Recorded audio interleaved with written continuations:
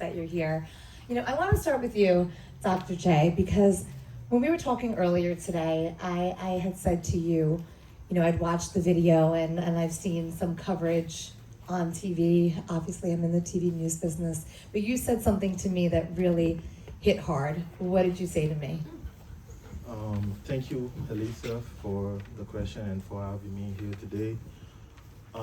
When you asked me the question, I've told you that whatever you read on the newspaper, whatever you saw on TV, things are 100 times worse.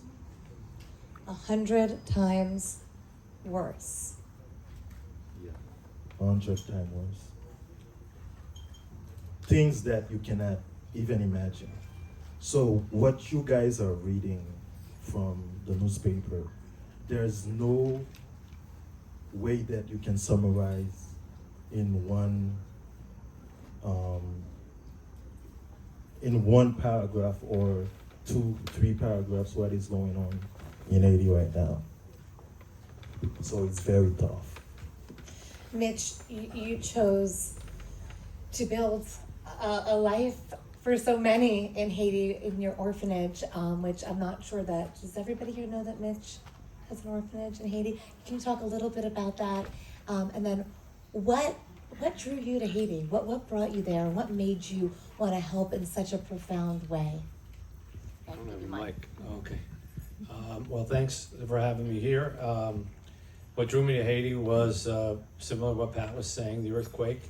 I went down to help what I thought was an orphanage that had been destroyed. It hadn't been destroyed, but it was overrun. I kind of fell in love with the kids, started bringing people down to help fix it up, and noticed that the kids were starving still and weren't eating. I asked the pastor who had been running it what was going on. He said, well, I'm 84 and I don't have any money to run it. And I blurted out, well, I could probably run it. How hard could it be? And we never saw him again. And I inherited an orphanage along with my wife. And ghosts in the machine here. We've been there ever since, pretty much every month for the last 15 years. And what kept us there, what keeps us there, are the children, who are incredible, and they are a reflection of the people who are incredible. You asked me earlier in a piece that you were doing about to try to describe life in Haiti, and I think for Americans the best way is to try to compare it. So when you think about, well, what you had in your day to day just to get here, almost none of that exists. We get, and most Haitians get, 4 or 5 hours of electricity a day. The rest of the time you're in the dark unless you have a generator. Our kids have not been out of our orphanage in over 3 years because it's too dangerous to step outside. They literally have not left the grounds of our orphanage in more than 3 years. There's food insecurity, there's travel insecurity. You can't travel on the roads because they're controlled by the gangs. If you run out of fuel to run a generator, you literally are living in the dark. Almost every element, from food to medicine to healthcare to education, that we take for granted here is a reach for the average Haitian, and in many cases beyond their grasp.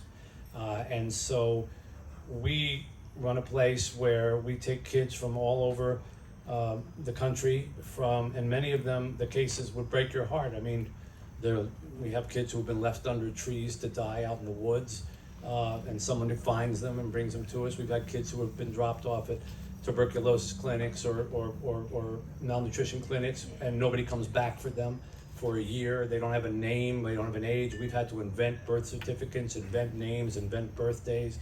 And medically, we get kids from every kind of background. Kids that have had brain tumors, kids that have had, we had one case while I was watching this footage. We had a kid who had a hole in his esophagus, and anything that he put down his throat would go directly into his lungs, so he couldn't eat and he couldn't drink.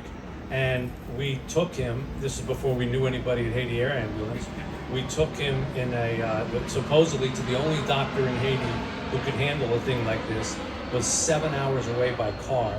We drove by car to try to meet this doctor.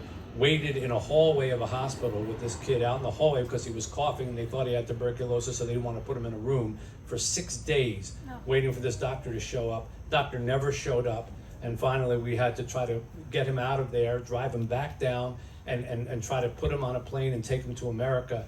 And when we finally landed in the middle of December in America, they had an ambulance come to the airplane, okay, to the airplane, and immediately hooked up a feeding tube into him, into his stomach, because there was not a single feeding tube in all of Haiti that didn't go down the throat. And so with a kid with a hole in his esophagus, that's not going to help you. So what we had in an instant when we landed in America, 8 hours away, we couldn't find in the whole country there. And we had to drive these 6 hours and 7 hours in between. A small one example of what's a medical case. So what Haiti Air Ambulance does, by being able to bring people who have problems to at least the limited areas where they can be cured, is literally a lifesaver. It's not like figuratively a lifesaver. It's literally that. And